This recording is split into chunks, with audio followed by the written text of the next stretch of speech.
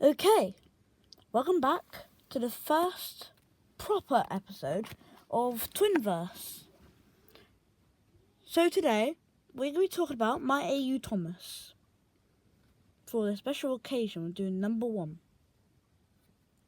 So, in my AU, Thomas is a North Eastern Railway E1 or LNER J72. He's also painted in a my AU Northwestern passenger blue with red lining, like Thomas, you know him. Before this, I toyed with the idea of making him a Furnace Railway G5, like many people have. I even thought of a buck jumper for a few days, but until I landed on a J72, I thought it was a great idea, so I went with that. And so, Thomas. So on his backstory, Thomas was built in 1914 by the North Eastern Railway at Darlington Works.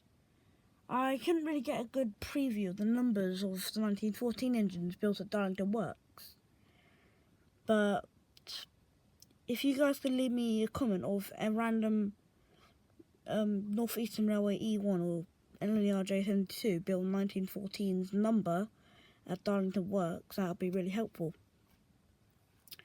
So Thomas built there and was told to do shunting duties until 1916, where my AU he arrived a year after in my AU, because 1915 is just way too early. Also 1916 was like the height of World War One, so it makes more sense when to arrive then. So for World War One, North Eastern Railway sent over 2 or 3 engines to Northwestern on loan. I think the Northwestern loaned engines would be a fun idea to do. So Thomas was one of them. And when the war ended in 1918, Thomas was so badly damaged from like bombs and working really hard that parts would be replaced at Craven Gates Works. So until it took him about 2 years due to maintenance costs of the Northwestern, and since there was a new railway, it was quite hard to get hold of stuff, so Thomas was on the back burner until 1920, where he was repaired and in good condition. So in 1920, the North Eastern Railway decided that they didn't want Thomas, and during World War One he had been replaced by another steam engine where his shunting duties. So Northwestern bought Thomas for a price of only £100.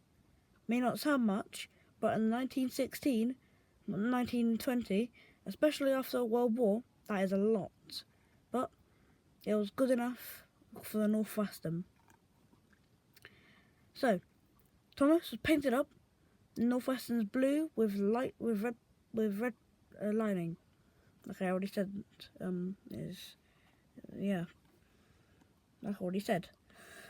And Thomas wasn't actually named until 1925, where he rescued another loaned engine, James, and instead of being given his Farquhar branch, he was also given the name Thomas. Now, Thomas was named after one of the chief engineers on the railway, and someone who had been helping the railway a lot during World War One. So they decided to name Northwestern's, well, not really first engine, but one of their newest engines. Thomas is number 301 in my AU, due to the fact that I made it so that the engines had a power class, like Thomas is 3, and the Thomas is number 1, so Thomas is number 301 in my AU. And yeah. And Thomas's consists on the Farquhar branch, actually Annie, a few hundred coaches and a luggage coach in the middle, and Clarabelle. And Thomas, Annie and Clarabelle, all the other coaches, are auto-fitted, like auto coaches. Which is a fun idea, and I like that. So yeah, Thomas is auto-fitted in my AU. So yeah. And all the events that happened with Thomas in the books and TV series happened in my AU. So yeah, I hope you guys really enjoyed this video. It's only a short one, but I hope it was an entertaining one. Yeah, thank you guys, and cheers for watching. I'll see you in the next one, which will probably be The Lone Engines or Ed Wood. Goodbye.